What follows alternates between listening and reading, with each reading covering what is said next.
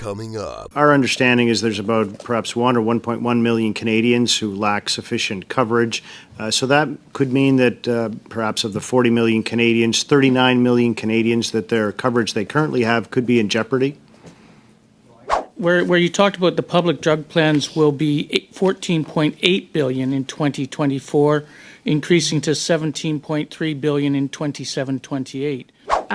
If this bill were to go forward, would you be concerned that employers would come to you asking to have these two classes of drugs removed from their current plans, therefore driving up the cost to taxpayers? You know, one of the things that does concern me is the loss of coverage on behalf of all Canadians. And you know, if you do some napkin-based math, you know, perhaps this program was based on 1 million people. If 40 million people are, you know, going to have to enter into this program, I mean, I can do the math in my head, but I'd like to perhaps hear you say it. This Guy's Garage. Like and subscribe. Mr. Keon, maybe through you, Chair, I'll start with you.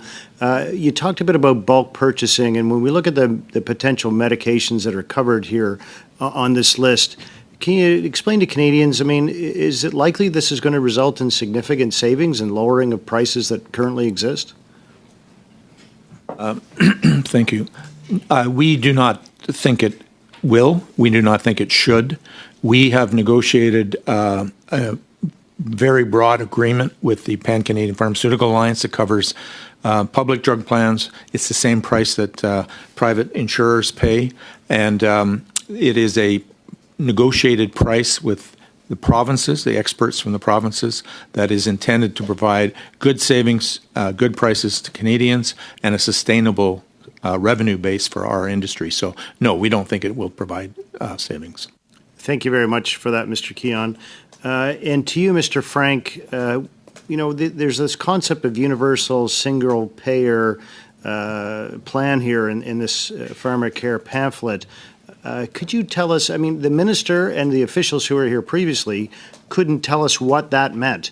They said, well, it's a term that's been used a lot, and you know, everybody knows what it means. You know, you've been at this a while, and obviously I would suggest that maybe you could shed some light on this for the benefit of all Canadians of what that means. If there's one point to underline today is that this bill is ambiguous, and we actually don't know what it means because it is not a defined term.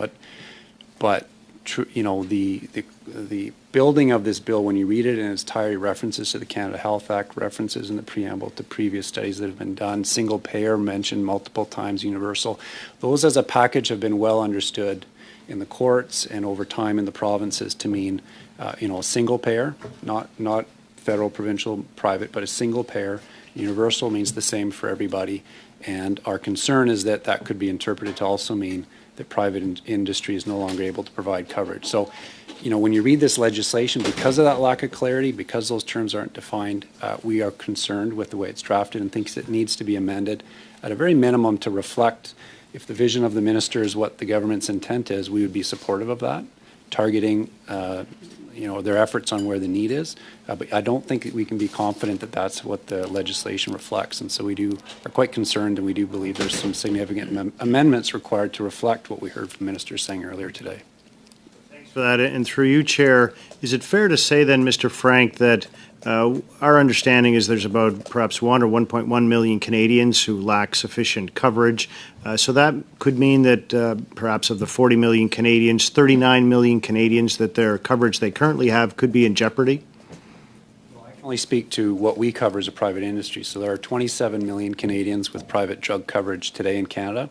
It's very broad coverage, much broader than even the best public system available across Canada. And they value that coverage greatly. 90% of them value their coverage to a high amount or to a great amount. So they want to protect it, and they are very strongly opposed to having that put at risk. And overwhelmingly, if you ask them what their preferred approach is and you give them a choice, they would like government to target their efforts where the need is. So, you know, we listen to our clients every day. We provide excellent coverage for them. There's 27 million of them that are very happy with what they have, and they don't want to see that put at risk. Everyone would agree people should have access to the medications they need, And so let's target where the problem is, and let's not disrupt what's working well for so many. Thank you very much for that. And through you, Chair, Monsieur Giroux, thank you for being here. Thank you for your analysis. You know, when we begin to look at federal government spending, we know that the spending is ballooning out of control. That does not mean that Pharmacare is not important. That being said, and we've heard, of course, now from Mr. Keon, there's not going to be any savings here. So this will continue to be an expense to the federal government, of course, to taxpayers. Perhaps we don't have that much time, but maybe you could outline that expense that is going to be a recurring expense to taxpayers with respect to Bill C-64. Yes, in fact, we estimate the cost to be about $1.9 billion over 5 years, which, yeah, Wow. billion.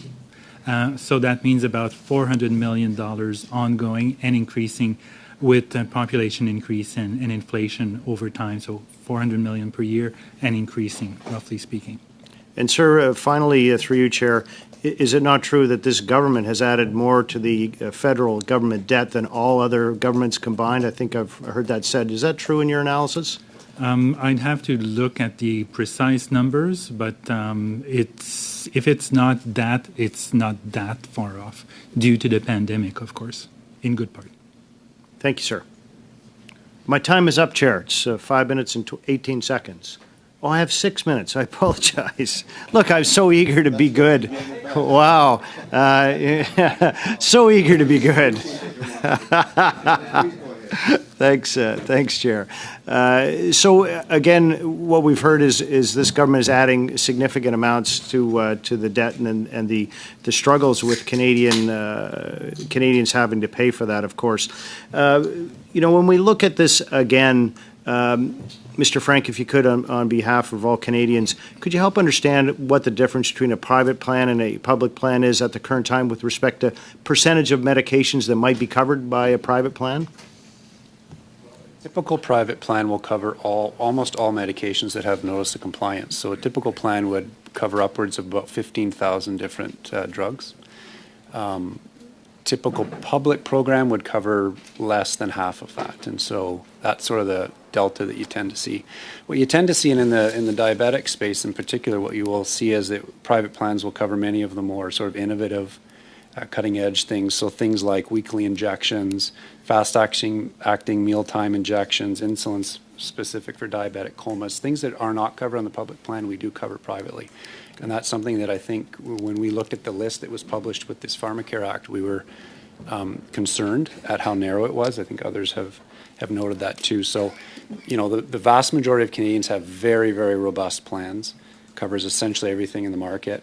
We work really hard to make sure that we're doing that in a sustainable way, and we know that they don't want to see that put at risk. We heard one of our members repeat something that I've sort of hit on a number of times, is basically targeting efforts where the need is supposedly supposed to be. Mr. Frank, you sort of hit that right on nail on the head.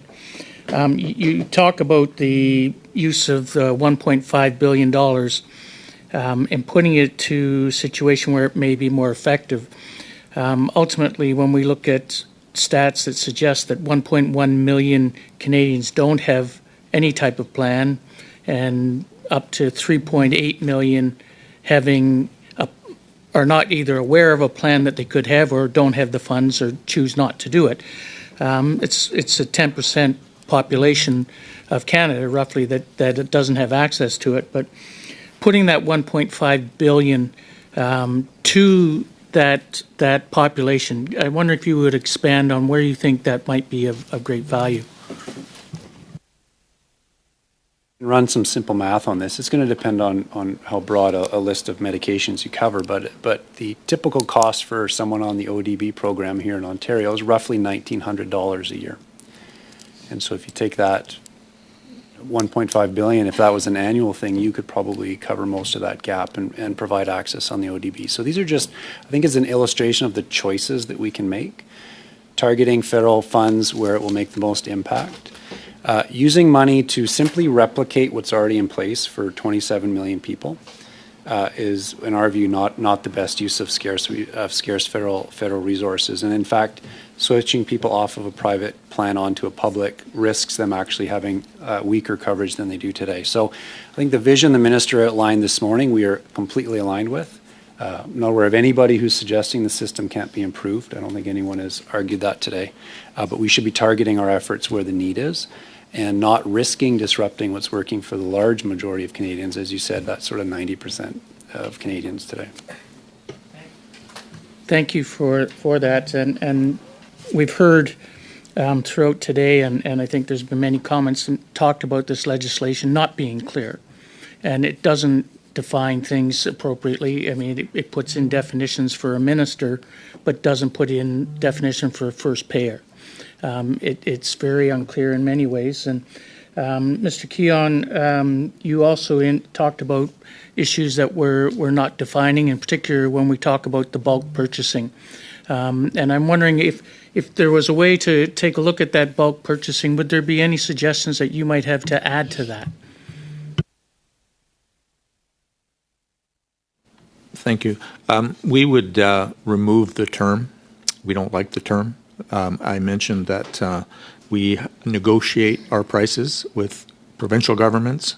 The 3 large federal plans are included in those negotiations. Our prices apply to all Canadians. Public and private reimbursed prescriptions are all at the same price for generic medicines. It is a universal plan. It is a national plan we have.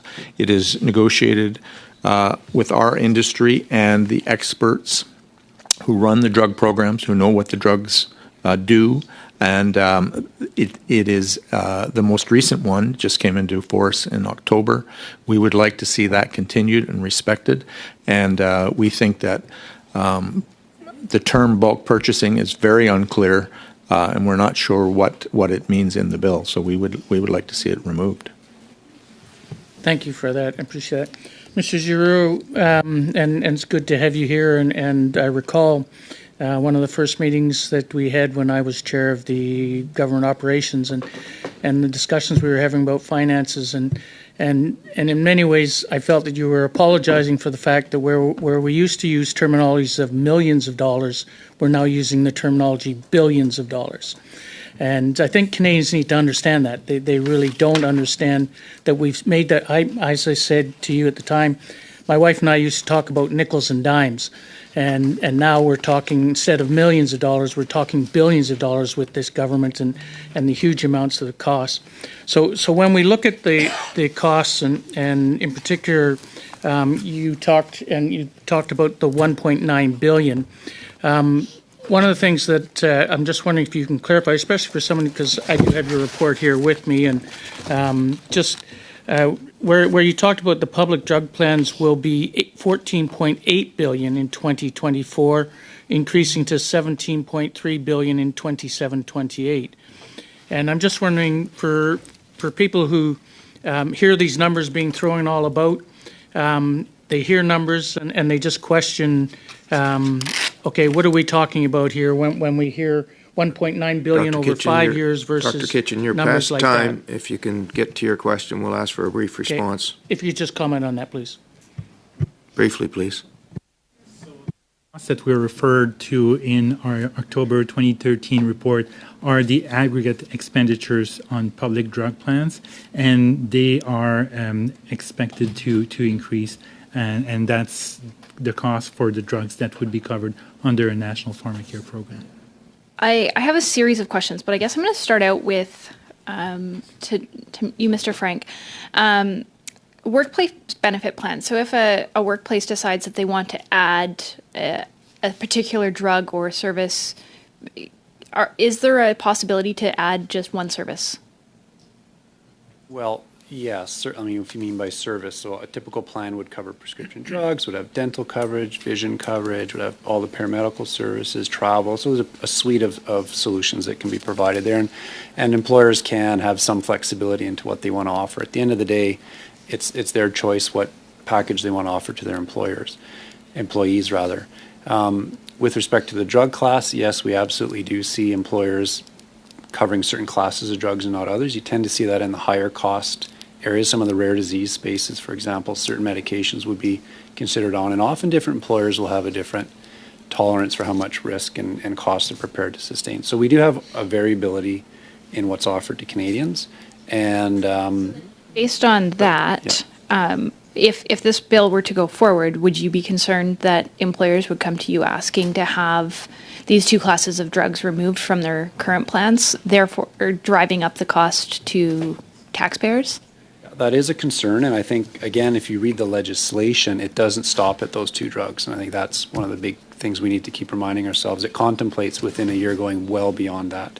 And so if you get into a situation where hundreds or thousands of medications are covered, then absolutely employers are going to start asking themselves, you know, why should I be still in the game? And so we work really hard to educate them on the value of the programs that they're offering their employees. They, like I said, tends to be more flexible, much broader than what they may get on a public plan. But that pressure and those questions will start if this bill, you know, 2 years down the road has come to fruition. And so I think, and again, that's not the vision that we heard from the minister today. So I think that disconnect is what's giving us pause. No, and I appreciate that. And I really do appreciate, Mr. Blesky, you sharing your lived experience when it comes to your experience with the OHIP plan or OHIP Plus. As someone from Alberta, I'm not terribly familiar with Ontario's plan. So I did find that to be quite insightful. I'm frustrated in large part as we're studying this bill that we don't have the opportunity to hear from all different provincial plans to see where those gaps particularly are, because I don't necessarily know if those gaps are the same in every single province. And so my question becomes, are we creating, potentially by going down this path, are we solving for a problem that might not exist equally across the provinces, and therefore creating a situation where we are going to reward provinces that have done very little and perhaps not provide that, which would therefore ask the question of, would provinces continue to offer these kinds of plans if they were to not do this? So this becomes this very circular question of creation and complications. So my question to Mr. Giroux, when you have put forward your prescription costings in your most recent budget, did you factor in the record-breaking inflation we're facing in the future costings? Yes, we took into account inflation, past inflation, as well as our projections for future inflation. So did you also factor in if provinces were to drop some of these drugs from their existing plans? No, we did not include any potential provinces reducing coverage for diabetes and contraceptives. So this could potentially cost substantially more if provinces and territorial plans decided to remove these drugs as a result of this legislation. It is indeed a risk, as would some some employers, who could decide to reduce their coverage, knowing that there is a public plan that would cover their employees. So effectively, we have very little idea how much just these two drug categories will effectively cost the federal government. So we're being asked to vote on something that we have no clue how much it's going to cost. Well, I wouldn't say we have no clue, but there's quite a bit of uncertainty regarding the costing of such a plan. Public plans and private plans to offload some of their responsibilities onto the public plan. I find that very concerning, and I want to thank all of you guys for being here today. Thank you. Thank you, Ms. Goodrich. Mr. Keon, I think we've heard some testimony that perhaps you could clarify, or a question from Mr. Staples that medication costs might differ across the country. Could you tell us, is that true, and are there jurisdictions that have prices that are better than others in Canada? Thank you for the question. Yeah, I should clarify. I'm here today representing the off-patent industry, the generic and biosimilar industry. We fill 75% of prescriptions for about 20% of the costs. So there's 80% of the costs that don't go through the companies that we represent here today. But as I've said twice already, We have a national system on pricing. Quebec participated in the latest round of negotiations for the first time. It is a national system. All provinces pay the same price. All payers in Canada pay the same price for generic medicines. And so when I say that we don't like bulk buying, I think we already have a national system that's negotiated with experts who run drug programs, leads to low prices. And that's what we want. We are concerned with terms like bulk buying if it implies that there's going to be some attempt to drive pricing down lower. Countries like New Zealand bulk buy. When we look at the data, they have fewer drugs available than elsewhere. And so that's not a system that we recommend. We have worked very hard with the PCPA, with the provinces, and the 3 federal drug plans to get a system, and we think that system should be respected. Thank you very much for that. And through you, Chair, to the Parliamentary Budget Officer, one of the things that does concern me is the loss of coverage on behalf of all Canadians, and if you do some napkin-based math, perhaps this program was based on 1 million people. If 40 million people are, going to have to enter into this program, I mean, I can do the math in my head, but I'd like to perhaps hear you say it out loud with your credibility as the PBO. What would be the cost for simply these 2 classes of medications on the basis of 40 million Canadians? That, unfortunately, I don't know off the top of my head. If all the 40 times the amount, would it not? I mean, is that not the math? Lisa tells me that we have the numbers, so I'll probably let her speak. Sorry. If you look at the table that we provide in our costing note, the very first line, the cost will amount to approximately 5.7 billion, would give you an estimation for these same drugs, if the program covered everyone in Canada, how much that would cost. And then you can see the cost recovery due to public plans or the private drug coverage. That's pretty much the cost recovery, what currently public and private plans cover. Right, very good. But this, again, I don't have that table, or I can't find it right in front of me. But that being said, are you suggesting that public plans would continue to cover these medications because they're funded by provinces in that estimate, or are we suggesting that this is for all Canadians? Well, the numbers that Lisa mentioned is the expenditures that are currently being covered by public, private, and out-of-pocket expenditures. So for the drugs under C64, contraceptives and diabetes, about $5.7 billion. So that's assuming that all these expenditures would be covered by the federal government. That's how much it would cost. And then we don't make any assumptions as to whether provinces would continue. Well, we assume they would continue because there's no sign that they will withdraw. But if they were to withdraw their coverage, then the federal price would go up, obviously. Right. Great. Thanks for that. When we begin to look at this, I mean, this is a small fraction of medications out there. Certainly, that's not to say that the medications for diabetes and contraception are not important. Certainly, they are. As a former family doctor, wrote lots of prescriptions for both of those medications. Maybe, and I know you don't have a crystal ball, Monsieur Giroux, but, when we look at the costs of other medications that are currently coming down the pipeline, they're significantly more, often thousands or hundreds of thousands of dollars. And what might that look like? To me, that's a catastrophic number. 5.7 billion multiplied by hundreds of thousands. Is that a fair estimate? Everybody needs these expensive drugs, fortunately. But it's true that generic drugs tend to be a relatively small portion of all prescriptions, but a much higher proportion of total expenditures. So you're right. When new drugs come onto market, they tend to be much more expensive than generic drugs. as I'm sure Mr. Keon will attest. So there's a potential for new drugs to push expenditures on drugs upwards. Thank you, Mr. Giroux.